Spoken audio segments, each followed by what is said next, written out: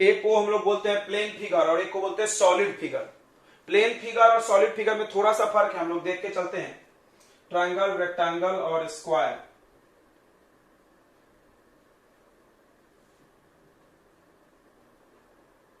तो यहां पर एरिया का मतलब होता है बीच का जगह, जितना भी उसमें बीच में जगह है, सुनेंगे ध्यान से। यहां पर एरिया का मतलब है ये बीच का जगह। ये जैसे हमने प्लॉट खरीदा, ये प्लॉट खरीदा हमने, ये प्लॉट हम ऐसा खरीदे, ऐसा खरीदे, ऐसा प्लॉट खरीद सकते हैं। तो ये बीच में मेरी जो जमीन जितनी आई है, जितनी जगह मेरी आई है जिसमें मकान बना सकते हैं, वो मेरा एरिया है। ठीक है, तो यहां पर एरिया मतलब बीच का जगह। एक लड़का बोला, बिल्कुल सही बोला, यहां पर तुम सही बोले। लेकिन अगर यही सॉलिड फिगर में आप बोलोगे बीच का जगह, तो गलत हो जाएगा, पूरा गलत हो जाएगा। तो सबसे पहले ध्यान से समझिए, यह है एरिया। आपको यह है एरिया। यहां पर सिर्फ एरिया वर्ड यूज होता है, यहां सरफेस एरिया भी नहीं, क्योंकि सरफेस है ही नहीं, सरफेस है ही नहीं, सतह नहीं है, सरफेस नहीं है। तो यहां पर एरिया, यहां पर एरिया मतलब बराबर बीच का जगह। आप सही बोले हो, बीच का जगह, ये सही समझ रहे हो। और प्लेन फिगर में सिर्फ एरिया और पेरीमीटर होता है, याद रखेंगे। प्लेन फिगर में एरिया होता है और पेरीमीटर होता है, पेरीमीटर। सर्कल भी आएगा इसमें, हम सर्कल भूल गए हैं, सर्कल भी प्लेन फिगर है। ठीक है, और भी जितना चीज आप पढ़े हो वो सब प्लेन फिगर है। जो चपटा है, आप याद करो, रोम्बस, बहुत सारे टाइप के क्वाड्रिलेटरल आप पढ़े हो, सब प्लेन फिगर है। उसको एक सीट पे हम बना सकते हैं, जो भी हम एक पेपर पे बना सकते हैं वो प्लेन फिगर है। और जो ऐसे बाहर निकला हुआ दिखे, 3D, 3 dimension, plane figure 2 dimension होता है। 2 डायमेंशन मतलब 2 साइड होती है, लेंथ ब्रेथ, दो ही चीज होती है, लंबाई चौड़ाई, एक्स एक्सिस वाई एक्सिस, तो एक एक्सिस वाई एक्सिस, 2 एक्सिस पे हम इसको बना सकते हैं। तो एरिया होता है, पेरीमीटर होता है। ध्यान से समझना, जो देखो दो चीज ध्यान बोलेंगे हम, ध्यान रखना। एरिया के लिए 2 चीजें मल्टीप्लाई होगी। कभी भी किसी भी चीज का आप एरिया देखो तो 2 चीज पक्का मल्टीप्लाई होता है, किसी भी चीज का एरिया। चलिए इसी का एरिया देख लेते हैं, इसका ही एरिया देख लेते हैं, थोड़ा अच्छे से लिखते हैं। ये इसका एरिया है। इसका एरिया का फॉर्मूला है 1/2 इंटू बेस इंटू हाइट। आप देखो यहां पर 2 साइड मल्टीप्लाई हो रहा है, बेस हाइट मल्टीप्लाई। ठीक है, अगर आप इसका एरिया देखो, यहां एरिया लिखा हमने, इसका एरिया आ जाएगा L इंटू बी। अगर आप इसका एरिया देखोगे, इसका भी एरिया देखो, तो इसमें पढ़ोगे आप ए स्क्वायर, यानी A इंटू ए। सही बोल रहे हैं हम। और सर्कल का एरिया आप लोग जानते होंगे क्या होता है, सर्कल का एरिया बताइए। पाई आर स्क्वायर बराबर पाई इंटू आर। हम ऐसा जानबूझ के लिख रहे हैं, यानी हर जगह एरिया के लिए 2 साइड मल्टीप्लाई होगा, पक्का है, एकदम गारंटी रखो आप। कोई भी चीज दुनिया का एरिया, किसी भी दुनिया में किसी भी चीज का एरिया निकालना है तो हमको मल्टीप्लाई करना है। ये बात दिमाग में डाल ले, बहुत काम आएगा। ये सब छोटी छोटी मगर मोटी बातें हैं। अब एक बात और सीख के जाएंगे हम लोग यहां से। जब भी हम एरिया को लिए 2 चीजों को मल्टीप्लाई करते हैं तो एरिया का यूनिट क्या होगा, बताओ। एरिया का यूनिट क्या होगा, जल्दी बताएंगे। Metre square. Good good, very good. या सेंटीमीटर भी हो सकता है। यूनिट ऑफ एरिया, एरिया के यूनिट में आपको स्क्वायर जरूर दिखेगा, यही तो मेन बात है, यही तो 100 रुपए का ज्ञान है। स्क्वायर जरूर दिखेगा, या तो ऐसा लिखा रहेगा या ऐसा। ये स्क्वायर वर्ड जहां देख लेना, जहां भी स्क्वायर वर्ड देख लेना, पक्का हो जाना कि भाई एरिया दिया है, एकदम पक्का, इसमें कोई डाउट आज तक गलत नहीं हुआ, आना होगा। अच्छा, पेरीमीटर, जब भी हम पेरीमीटर निकालेंगे बच्चों, मान लो हम इसका पेरीमीटर पूछ ले आपसे,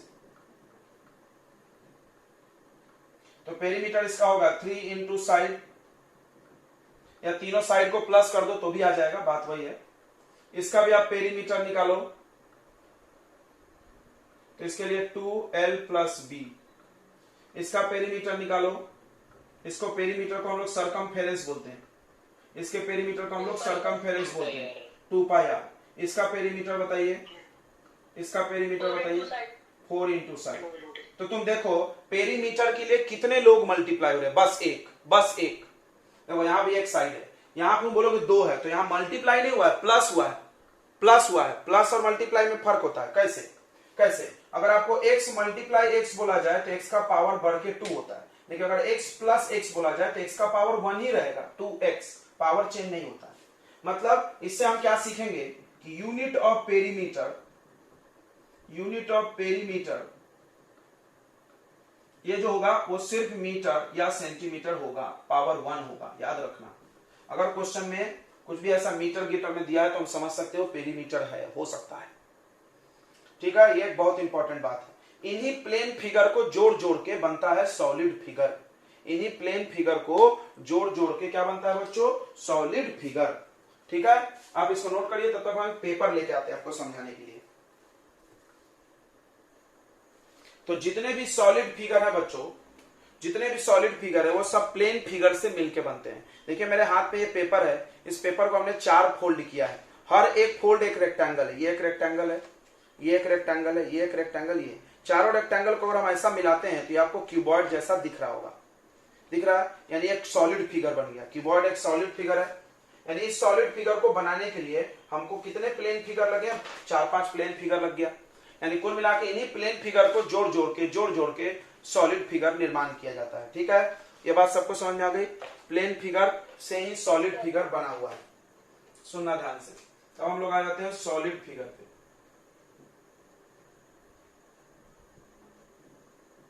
सॉलिड फिगर वैसा फिगर जिसमें 3 डायमेंशन हो। 3 डायमेंशन मतलब 3 चीजें होना चाहिए, लेंथ, ब्रेथ, हाइट। यहां पर सिर्फ लेंथ ब्रेथ हो सकता है। तो सॉलिड फिगर में सबसे पहला नाम आता है क्यूबॉइडल का। क्यूबॉइडल जो बना है, देखिए आप क्यूबॉइडल जानते होंगे, हम लोग ड्राइंग तो कर लेते हैं बट एक्चुअली ये बोर्ड पे नहीं है, बोर्ड के बाहर होता है। इमेजिन करना पड़ता है, सोचना पड़ेगा, ये बोर्ड के बाहर निकला हुआ है। ये पेंटिंग का कमाल है कि आपको फील हो रहा है कि भाई ये बाहर उठा हुआ है, आपको देख के भी लग रहा है बाहर निकला हुआ है। तो आप इस तरह ध्यान से देखो तो इसमें रेक्टेंगल्स लगे हुए हैं। क्या लगे हुए हैं बच्चों, इसमें रेक्टेंगल। ये वाला इस वाले को जोड़ जोड़ के बनाया हुआ है।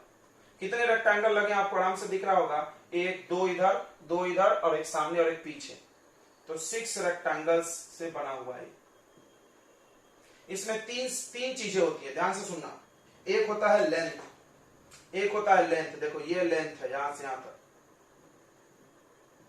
कोई भी साइड इसमें 4 बार होगा, ये भी लेंथ है, ये भी लेंथ है, ये भी लेंथ है। तो लेंथ कितने बार है, 4 बार। हर चीज 4-4 बार होगा, ध्यान देना एकदम। अब ब्रीथ देखो, ब्रीथ कौन कौन है आपको बना के दिखाते हैं, ध्यान से देखेंगे।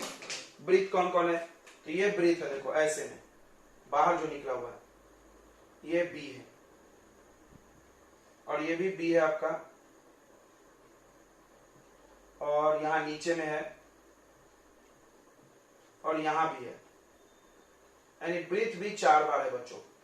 हाइट देखिए, हाइट भी दिख रहा होगा ऐसे खड़ा खड़ा 4 पिलर दिख रहा है। हाइट, हाइट भी 4 बार रहता है।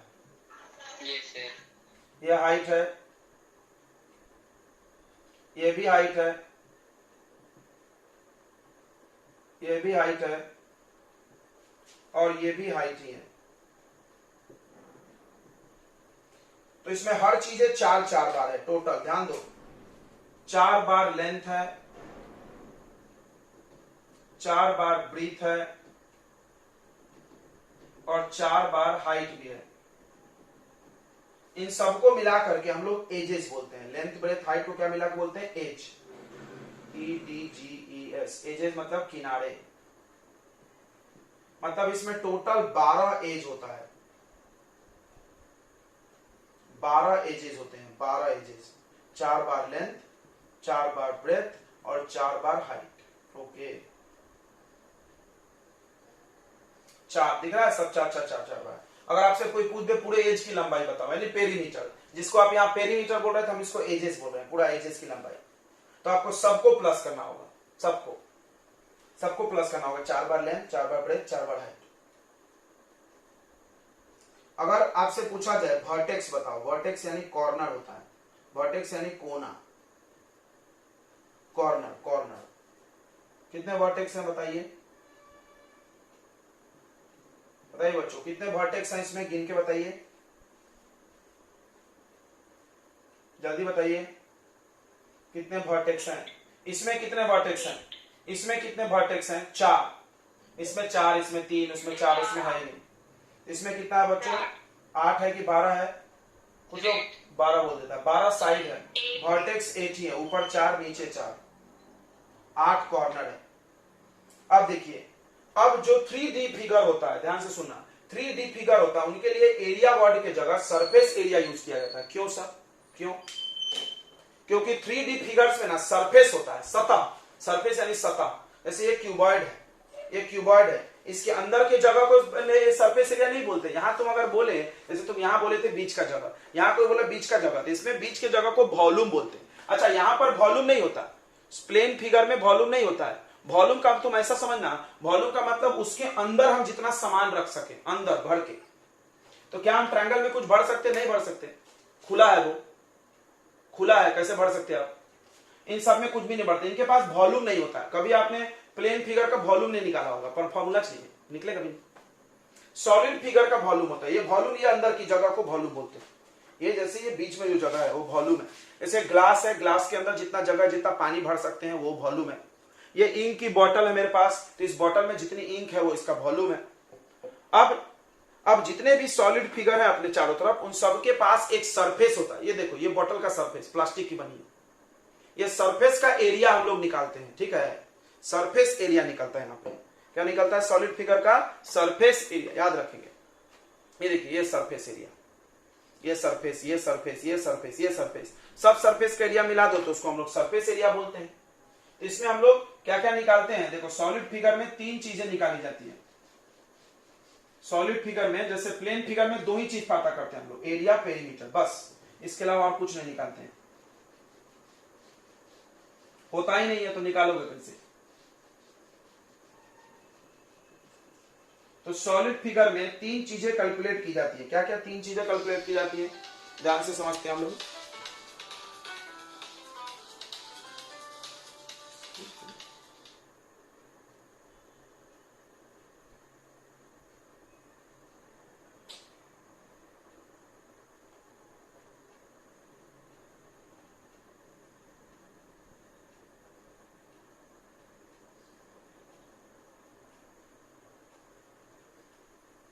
तो देखिए, 3 चीजें क्या क्या हम लोग निकालते हैं। तो सबसे पहला निकालते हैं हम लोग सरफेस एरिया। अब तुम यहां पर देख सकते हो 6 रेक्टेंगल का सरफेस है। यहाँ पे 6 रेक्टेंगल से बना है, तो 6 रेक्टेंगल का सरफेस है। यहाँ पे ध्यान से समझना एक एक चीज, प्रेम पूर्वक। तो सरफेस एरिया हम लोग जब निकालेंगे तो 6 रेक्टेंगल का एरिया निकालना होगा।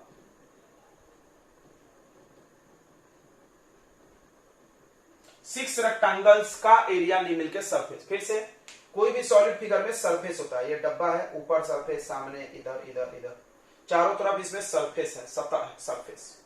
तो सभी सरफेस का एरिया आपको प्लस करना होगा। और अभी आपने देखा था कि एरिया के लिए मल्टीप्लाई किया जाता है 2 साइड को। एकदम दिमाग में बातें छोटी छोटी जोड़ के चलना। एरिया के लिए हम किसी भी 2 साइड को क्या करते हैं? मल्टीप्लाई ही करते हैं हमेशा। और यहाँ पे 6 रेक्टेंगल का एरिया, मतलब 6 बार रेक्टेंगल का एरिया निकाल लो, मल्टीप्लाई कर करके प्लस कर दो। चलिए, इसी को ध्यान से सुनिए। तो सरफेस एरिया कैसे निकल रहा है? 6 रेक्टेंगल। तो चलिए, 6 रेक्टेंगल आपको दिख रहा होगा यहाँ पे, ऊपर नीचे, लेफ्ट राइट, सामने, फ्रंट एंड बैक। तो हम लोग एक एक का निकालते हैं, एक एक का निकालते हैं हम लोग, ध्यान देना। और एक जैसे यहाँ पे 2-2 रेक्टेंगल है। देखो, ये रेक्टेंगल इधर वाला और इधर वाला सेम टू सेम है। सेम टू सेम कैसे? देखो, ये एच है, ये बी है, यहाँ भी ये एच है, बी है। सामने वाला और पीछे वाला सेम है। देखो, एल और एच, ये दिख रहा है, एल एल, एच एच खड़े हैं। और कौन बच गया? सामने पीछे हो गया, left right, top bottom. Top bottom देखो, L B, L B. Clear है? तो 6 रेक्टेंगल है बच्चों। 6 रेक्टेंगल का हमको एरिया निकालना है। कि आप देख सकते हो, यहाँ पर एक डब्बा है मेरे पास, इसमें 6 रेक्टेंगल है। देखिए, एक रेक्टेंगल सामने एकदम सेम टू सेम, देखो यहाँ पे हाथ रखो, सेम टू सेम इधर भी रेक्टेंगल है। तो जो इसका एरिया आएगा वही इसका भी आएगा। ओके, अब देखो, यहाँ एक रेक्टेंगल है बड़ा सा, सामने वाला ऊपर, जो इसका एरिया आएगा वही इसका एरिया आएगा। अच्छा, यहाँ एक रेक्टेंगल है, सेम टू सेम यहाँ भी है, ये दोनों का एरिया क्या आएगा? सेम टू सेम आएगा। ठीक है? तो चलिए हम लोग देखते हैं एक एक रेक्टेंगल के एरिया। क्या आप बता सकते हैं ये ऊपर वाले रेक्टेंगल का एरिया कितना होगा? रेक्टेंगल के लिए क्या करते हैं? साइड को मल्टीप्लाई। आप देखो, दोनों ऊपर वाले रेक्टेंगल का साइड देखो, बस ऊपर वाले का देखो, ऊपर वाले का साइड देख के बताइए एरिया क्या होगा। एरिया क्या होगा? Area breadth into height. कैसे? देखो, इस रेक्टेंगल को हम इधर बनाते हैं बगल में। इस रेक्टेंगल में एक बी है और एक एल है। ये देखो ये रेक्टेंगल हम यहाँ बनाए हैं, ये बी और एल है। तो बताइए इसका एरिया, एरिया मतलब ये जगह कितना होगा? एल इंटू बी होगा, एल इंटू बी। अच्छा नीचे भी वैसा ही है, एक सेम टू सेम। हमने बोला एक निकालो, दूसरा अपने आप कर लेना। तो एल इंटू बी ऊपर भी है, एल इंटू बी नीचे भी है, ये भी एल इंटू बी है। चलिए हम यहां लिख रहे। ओके, अब देखो एक रेक्टेंगल इधर लेफ्ट में, एक राइट में। इस रेक्टेंगल के एरिया बताइए। अगर आपको नहीं समझ रहा है तो आप साइड में ऐसा ड्रॉ कर लें। आप साइड में इसको ऐसा ड्रॉ कर लें और सोचे ये साइड कितना है बी और ये साइड है एच। बताइए एरिया कितना होगा? बताइए एरिया कितना होगा? बी इंटू एच होगा, बी इंटू एच होगा बच्चों। तो ये हम लिख दे रहे हैं बी इंटू एच। और इधर भी सेम टू सेम एक रेक्टेंगल है, इसको भी बी इंटू एच लिख दे रहे हैं। ओके, अब बचा है सामने का और पीछे का। थोड़ा सा आपको सोचना पड़ेगा। सामने का ये है, देखिए ये सामने का दिख रहा है। सामने देखो यहां पर बना रहे हैं हम सामने वाला। ये सामने वाला देखो ऐसा, ये एल है और ये एच है। तो बताइए इसका एरिया क्या आएगा? तो इस सामने वाले का देखो, सामने वाले का हम इधर एरो मार के लिख रहे हैं। सामने वाले का एरिया आ रहा है लेंथ इंटू हाइट। और ये पीछे वाले का भी, ये जो पीछे वाला है इसका भी एरिया क्या आएगा? L into H. तो आप देखो हर चीज दो दो बार आ गया। आ गया क्या बच्चों? बताइए हर चीज दो दो बार आ गया कि नहीं आ गया? आ गया ना। चलिए तो हम लोग इसी को प्लस कर लेंगे तो आ जाएगा एरिया। देखिए तो 2 बार एल इंटू बी आया, प्लस 2 बार बी इंटू एच आया, प्लस 2 बार एच इंटू एल आ गया। एल एच एच एल एक ही होता है। अब इसमें से 2 कॉमन ले लेते हैं हम लोग, और L B plus B H plus H L, ये बन गया सरफेस एरिया। इसी को कोई कोई शॉर्ट में TSA भी बोलता है, टोटल सरफेस एरिया। क्यों? हम टोटल लिए हैं इसीलिए टोटल सरफेस एरिया, टोटल नाम में लगा दिए, बट एक्चुअली ये सरफेस का एरिया है। अब हम आपसे एक बात पूछेंगे, बड़ा इंपॉर्टेंट बात है। कर्व सरफेस एरिया एक नाम आता है, एक आता है कर्व सरफेस एरिया। इसी को हम लोग दूसरे शब्दों में लैटरल सरफेस एरिया भी बोलते हैं, या इसको बोलते हैं बेसिकली एरिया ऑफ 4 वॉल्स। अगर रूम की बात करोगे, हॉल की बात, तो हॉल भी अपना रूम क्यूबॉइडल होता है, तो उसमें 4 दीवार होता है। चलिए 4 दीवार मतलब ये जो खड़ा है, छत का छोड़ दो और जमीन का छोड़ दो। देखो तो जमीन ये ब्लू वाला है और ये छत भी ब्लू वाला, ये छोड़ दो। तो बताइए इसमें कितने CSA शॉर्ट में लिखते हैं, इसमें कितने रेक्टेंगल लिखने होंगे? 4 रेक्टेंगल्स लेने होंगे। तो ये आपका फॉर्मूला, आप इसको लर्न कर सकते हैं या समझ सकते हैं। 4 रेक्टेंगल्स लेने होंगे। टॉप का और बॉटम का नहीं लेना है, टॉप और बॉटम का नहीं लें, टॉप एंड फ्लोर छोड़कर, ये टॉप और फ्लोर छोड़ दीजिए, आप इसको मत लीजिएगा। 4 रेक्टेंगल, चलिए देखते हैं 4 रेक्टेंगल, इधर वाले रेक्टेंगल, इधर वाला रेक्टेंगल। तो कितना एरिया आ जाएगा? 2 इंटू बी एच, दिख रहा है BH BH 2BH। अब एक सामने और एक पीछे, तो सामने और पीछे वाले का क्या आ जाएगा? LH। ये बात समझ में आई सबको? जल्दी बताओ। यहां से भी समझ सकते हैं, देखो 2 4 6, ये 2 छोड़े, क्यों यही 2 छोड़े? कोई बोला सर यही 2 आपने क्यों छोड़ा? तो हमने बोला एक टॉप और एक फ्लोर छोड़ना पड़ता है, क्योंकि एरिया ऑफ 4 वॉल। सोचिए आप 4 दीवार ऐसा, ऊपर छोड़ दो नीचे छोड़ दो, 4 दीवार है। समझ में आ रहा है क्या? 4 दीवार है तो यही आएगा ना, ये 2 छोड़ दिए तो समझ रहा है, ये टॉप का छोड़ दिए, देखो टॉप L इंटू बी है, अब बॉटम है B इंटू एच। तो ये क्या बन जाएगा फॉर्मूला? इससे 2 कॉमन और H भी कॉमन, तो B प्लस L। थोड़ा इसको सीधा करके लिख लो ऐसा, 2 into H L plus B। यह है CSA, या इसको एरिया ऑफ 4 वॉल बोलो, लैटरल सरफेस एरिया बोलो। इसमें 4 दीवार है। अच्छा अब हम आपसे ऐसे ही देखते हैं आपको कितना समझा है। आपसे हम एक छोटा सा सवाल पूछते हैं कि अगर हम बोले कि सिर्फ टॉप छोड़ दो, हमने बोले सिर्फ टॉप छोड़ दो, जैसा कि डब्बा, आप देखो कोई भी जो डब्बा होता है, खाली डब्बा ऊपर से खुला रहता है, अब 5 साइड में रहता है उसमें। आप खड्डा देखे होंगे, खड्डा कार्टून, उसमें क्या होता है? ऊपर से खुला रहता है, इधर चारों साइड में रहता है, नीचे भी रहता है। तो बताइए कौन कितना एरिया होगा? आप सोच के बताइए। ये 6 का एरिया है। हाँ गुड, तो आ ही रहा है यार, सब तो समझ में, तुम लोग बोलते हो नहीं आ रहा है। अच्छा तो पढ़ाए सर ने। देखिए तो अगर आप ले गए area of surface area of box ले लो, सरफेस एरिया ऑफ बॉक्स ले लोगे तो अलग से नहीं बनाते फॉर्मूला इसको हम लोग। सरफेस एरिया ऑफ बॉक्स कैसे होगा, area of four wall into area of floor, floor यानी बॉटम, ये एल इंटू बी, तो बराबर 5, ये 6 में से एक छोड़ दीजिए, 5 का एरिया। चलिए अच्छा है, अच्छी बात है, आ रहा आपको। तीसरा हम लोग इसमें निकालते हैं, देखिए 2 निकल गया वॉल्यूम। तो वॉल्यूम के लिए हम आपको एक फॉर्मूला देते हैं, बड़ा इंपॉर्टेंट है, काम आएगा। इसके लिए फॉर्मूला होता है area of base into height, याद कर लो, किसी का भी वॉल्यूम इसी से निकल जाएगा। Area of base into height, area of base into height. Base का एरिया देखो, ये बेस है, बताओ बेस का एरिया, देखो बेस आपका ऐसा है, बेस आपका ऐसा है, ये एल है, ये बी है, इसका एरिया कितना होगा, L into B, L into B, और हाइट एच है, तो वॉल्यूम आ जाएगा L into B into H. अच्छा थोड़ा ध्यान दो, एक चीज और चलते हैं सीख के यहाँ पे। क्या हम एल इंटू बी को एरिया लिख सकते हैं, क्या हम एल इंटू बी को एरिया लिख सकते हैं, नहीं लिख सकते? तो क्या हम वॉल्यूम का फॉर्मूला लिख सकते हैं, एरिया इंटू हाइट? क्या हम वॉल्यूम का फॉर्मूला लिख सकते हैं, एरिया इंटू हाइट? बिल्कुल लिख सकते हैं। देखो समझते हैं, एरिया में 2 साइड आता है, एरिया में 2 साइड आता है, वॉल्यूम में 3, तो एरिया में 2 साइड और वॉल्यूम को मिलाओगे 3 साइड। अब एक बात और सीख लो यहां से, वॉल्यूम का जो यूनिट होगा वो मीटर क्यूब आएगा, नहीं तो सेंटीमीटर क्यूब आएगा। इसको ऐसे भी लिखा होता है बुक में, क्यूबिक। ये सब क्यों सिखा रहा है, काम पड़ेगा इस सबका, तो इसको ध्यान से समझेंगे। मीटर क्यूब में अगर कोई वैल्यू दिया, मान लो क्वेश्चन लिखा है 20 मीटर क्यूब, मान लो एक क्वेश्चन दिया है उसमें लिखा है 20 मीटर क्यूब, तो बिना कुछ बोले आप समझ जाओ कि ये वॉल्यूम है। सामने वाला बोले ना बोले वॉल्यूम है, बात खत्म, ठीक है। अगर किसी ने लिखा है 10 मीटर स्क्वायर, तो ये पक्का एरिया है। काय का एरिया है वो क्वेश्चन में लिखा रहेगा, फ्लोर का है, टॉप का है, किधर का है।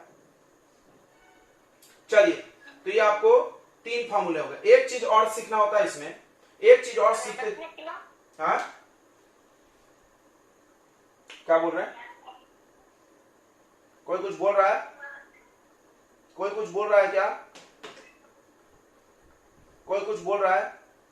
ये इधर का मिटा दे, थोड़ा सा इधर का मिटा दे, क्या ये नोट कर ले। माइक किसी का चालू है बिना मतलब का तो बंद रखें, जिसको बोलना ऑन करें, हल्ला मत करें। देखिए एक चीज और आता है इसमें, लेंथ ऑफ डायगोनल, सीख के चलो। एक चीज और आता है लेंथ ऑफ डायगोनल, कोई जानता है क्या होता है इसका डायगोनल का फॉर्मूला? डायगोनल क्या होता है, तो अगर आप रेक्टेंगल पढ़ रहे हो तो ये कोने से ये कोना जोड़ोगे, सामने सामने का। अब आप सोचो ये कमरा है, इस कमरे में आप यहां खड़े हो तो 2 सामने के कॉर्नर को जोड़ो, तो यहां एक कॉर्नर है और यहां एक कॉर्नर है, यहां से यहां मत जोड़ देना, फिर वो रेक्टेंगल का होगा। देखो एक बच्चा ऐसे जोड़ दिया, सर ये डायगोनल, गलत। This is diagonal of rectangle, rectangle का डायगोनल है। हम रेक्टेंगल को नहीं पूछ रहे हैं, क्यूबॉइड को पूछ रहे थे। इस कोने से ये सामने वाला कोना, बोलो समझ में आया कि नहीं आया? इस कोने से ये सामने वाला कोना, इस कोने से सामने वाला कोना। आप पेंसिल, अगर आप पेंसिल रखे होंगे तो जोड़ के बना सकते हो, इस कोना से इस सामने वाले कोने, तो इसका वैल्यू निकल 3D शेप में होता है क्या? है 3D शेप में होता है क्या सर ये डायगोनल? हाँ 3D में ऐसे हवा में निकलते आएगा। जैसे हम आपको रूम में समझाते हैं, जैसे आपका रूम है ना, आपके रूम के उस कोने से इस कोने के जमीन तक को हम लोग बोलेंगे डायगोनल। एक बात और समझो, हमने एक बच्चे को बोला बताओ हमारे रूम में एक बंबू रखना है, बल्ली, बंबू, बांस, तो सबसे बड़ा बल्ली कैसे रखोगे, बड़ा से बड़ा रखना है। तो एक बच्चा बोला ऐसे जमीन पे लेटा दो, हम बोला नहीं, वो कोने से ये कोने में जब आप बल्ली डालोगे सबसे लंबा बल्ली समाएगा रूम में, समाएगा कि नहीं सोचो। आप कोई बॉक्स देखो, आप कोई बॉक्स देखो, हम आपको बॉक्स ला के दिखाते हैं, 1 मिनट। तो एक बॉक्स है, हमने ऊपर का खोल दिया आपको समझाने के लिए। इसमें हमने बोला है कि लंबा से लंबा पेन रखना है, तो आप ऐसे रखो, पेन समा रहा है, मान लो नहीं समा रहा है पेन, तो आप ऐसे रख देते हो तिरछे में, थोड़ा लंबा आ जाता है। अच्छा हम बोले वो भी नहीं समा रहा है, थोड़ा सा कम पड़ रहा है, तो आप इसको नीचे डालो और इसको ऊपर, देखो ऐसे, समझ रहा है? ये डायगोनल हुआ। समझ में आ रहा है क्या बच्चों, जल्दी बताओ। ये डायगोनल है आपका, सबको समझ में आ गया? ये डायगोनल सबसे बड़ा होता है, लॉन्गेस्ट साइड होता है, याद रखना। कभी कभी इसको सवाल में घुमा के क्या पूछा जाता है, एक रूम है, लेंथ ब्रेथ हाइट दे देगा, बोलेगा बताओ सबसे लंबा से लंबा बल्ली बंबू रखना है, किधर रखा जाए? तो आप बोलो डायगोनल में रखो, यहां से नीचे तक। तो डायगोनल का लेंथ का फॉर्मूला, लेंथ ऑफ डायगोनल हो जाएगा L square plus B square plus H square. बहुत आसान फॉर्मूला, देख लीजिए, L square plus B square plus H square, length का स्क्वायर ब्रेथ का स्क्वायर, पाइथागोरस थ्योरम है ये पाइथागोरस थ्योरम है, ठीक है। जैसे आप इसमें पाइथागोरस लगाते हो तो L A square B square आता, और इसमें तीनों है एल बी एच, तो तीनों आएगा। This is the longest bamboo placed inside the room. चाहो तो आप यहां लिख सकते हो, लंबा से लंबा बल्ली जो रूम में रखा जाएगा वो इससे निकल सकता है। कितना लंबा बल्ली रख सकते हैं, तो एल बी एच पता रहना चाहिए, निकल जाएगा। तो ये क्यूबॉइडल की पूरी कहानी है। देखो कितना भी कहानी आपको पढ़ा दिया जाए, बट आपको एक फिगर समझ में आना जरूरी है, क्योंकि आपके एग्जाम में कुछ भी पूछ सकते हैं। जैसे एक मास्टर ने पूरे पढ़ाया सरफेस एरिया कर्व, लेकिन पेपर में आ गया 5 सरफेस का एरिया, 5। एक बॉक्स है, बोलेगा ऊपर से खुला है, ऐसे सवाल आते हैं। एक बॉक्स है, ऊपर से खुला, एरिया बताओ, सरफेस एरिया बताओ, एरिया नहीं बोलते, सरफेस एरिया बताओ। तो इसमें कितने सरफेस है, देखो 1 2 3 और ये 4 मतलब ये, तो ये एरिया ऑफ 4 वाल हो गया। जैसे 4 बोले मतलब एरिया ऑफ 4 वाल, नीचे का भी लेना है तो आपको याद होना चाहिए नीचे का एरिया क्या था। याद नहीं है तो आप समझ के करें, नीचे का एरिया एल इंटू बी, नीचे का एरिया एल इंटू बी, ठीक है। याद हो गया बच्चों, आराम से याद हो गया होगा। आ गया समझ में, बताइए जल्दी। तो अक्सर हर सवालों में, हर 1-2 सवाल के बाद आपको दिखेगा रेट कॉस्ट वाला लोचा, बहुत सारे सवाल मिलेंगे आपको। इसको थोड़ा हल कर लेते हैं हम लोग, ये आपको नहीं फंसाना चाहिए, ठीक है। रेट और कॉस्ट, इसकी बात बहुत की जाती है सवालों में, और बच्चे परेशान होते हैं कैसे रेट निकाला जाए, कैसे कॉस्ट निकाला जाए। कभी कभी कुछ भी टीचर कर देता है, कभी कोई लिख देता है कि एरिया से मल्टीप्लाई कर देना रेट को आ जाएगा कॉस्ट, फिर कभी वॉल्यूम से मल्टीप्लाई कर। हमको पता कैसे चलेगा? क्या तुमको पता है कैसे पता चलेगा कब किसको किससे मल्टीप्लाई करना है? कुछ भी पता आप तो बताएं, हम देखते हैं आपका नॉलेज पहले। बताइए बच्चों, कॉस्ट के बारे में और रेट के बारे में आप कुछ क्या करते हो, सवाल को समझाओ। देखिए बच्चों, तो क्वेश्चन में जो रेट दिया जाता है वो कैसे दिया जाता है, हम आपको एक एग्जांपल देते हैं। देखिए रेट 3 तरह से दिए होते हैं। एक ऐसा रेट दिया जाता है 4 रुपीज पर मीटर, पहला रेट मीटर सेंटीमीटर, वो दोनों एक ही। दूसरा रेट आपको क्वेश्चन में ऐसा दिखेगा 5 रुपीज, या 4 ही रखो, क्यों बदल रहे हैं, नंबर कुछ भी हो सकता है, पर मीटर स्क्वायर। देखना यहां पर यूनिट फायदा करेगा, और यहां पर रेट दिया होगा, हो सकता है ऐसा भी, पर मीटर क्यूब। तो चलिए हम आपको बता दें, जिसमें भी ऐसा लिखा हो पर मीटर, वो पेरीमीटर है, याद रखना। यानी सामने वाला बोल रहा है कि पेरीमीटर आप निकालो, तो इसको देख के हम समझ जाएंगे क्या निकालना है। इसको देख के आप समझ जाए कि सरफेस एरिया निकालना है, और इसको देख के आप समझ जाए कि वॉल्यूम निकालना है, ठीक है। तो अब हम आपको कॉस्ट के फॉर्मूला बता रहे हैं, ध्यान से सुनना। कॉस्ट के हम 3 फॉर्मूले बताएंगे। कॉस्ट का फॉर्मूला, पहला फॉर्मूला हो जाएगा रेट इंटू पेरीमीटर। एकदम प्रेम पूर्वक समझना, कुछ रटना नहीं है, इसको एकदम समझना है। Cost into perimeter. अगर क्वेश्चन में ऐसा दिया, ऐसा कुछ भी एन बेन लिख दिया, अंत में बोला 4 रुपया है, बताए कॉस्ट, ऐसा दिया 4 रुपया पर मीटर, फाइंड कॉस्ट, तो बच्चा को समझ ही नहीं रहा है क्या निकाले, एरिया निकाले, पेरीमीटर निकाले। तो आप इसको ध्यान दें, पर मीटर है तो आप बिंदास पेरीमीटर निकाले और 4 से मल्टीप्लाई कर दे। ये देखो पेरीमीटर इंटू रेट कॉस्ट आ जाएगा, ओके। कॉस्ट का दूसरा फॉर्मूला, अगर ऐसा लिखा हुआ है, मीटर स्क्वायर लिखा है क्वेश्चन में, तो आप लगा देंगे रेट इंटू सरफेस एरिया। यहां पर एक थोड़ा सा ट्विस्ट है कि आपको क्वेश्चन पढ़ के ये समझना होगा कि कौन सा सरफेस एरिया, टोटल की कर्व, ये आपको समझना होगा भाई। इसकी गारंटी हम नहीं लेंगे, आपको क्वेश्चन वाइज समझना होगा। यहां कोई लोचा नहीं, पेरीमीटर एक ही होता है, सम ऑफ ऑल साइड। वॉल्यूम में भी कोई लोचा नहीं है, पूरा वॉल्यूम मतलब उसके अंदर का जगह, उसके अंदर का जो जगह है उसको वॉल्यूम बोलते हैं। उसके अंदर जितना सामान रख सकते हैं उसको वॉल्यूम बोलते हैं। ये रूम में जितना सामान है उसका रूम का वॉल्यूम है, रूम में जितना हवा है रूम का वॉल्यूम है, रूम में 20 लोग बैठा है रूम के वॉल्यूम में बैठा है, रूम में टेबल है रूम के वॉल्यूम में टेबल है। क्लियर है, समझ में आ रहा है? वॉल्यूम का मतलब इसके अंदर की जगह। तो ये फॉर्मूला लगा सकते हो आप, ठीक है। तीसरा फॉर्मूला आप कॉस्ट का बना सकते हो, अगर ऐसा दिया है तो रेट इंटू वॉल्यूम।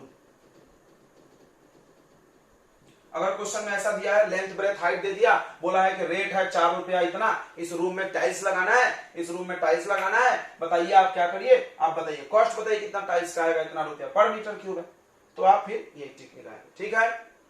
तो आप ये देख करके पर के बाद, बड़ा सीरियस है ये, बहुत सारे लोग इसको नेग्लेक्ट कर दे रहे हैं, ऐसे लिखा हुआ है भैया, उसी में सब साइंस है, छोटी छोटी बातें ही समझ गया जो वही होशियार है।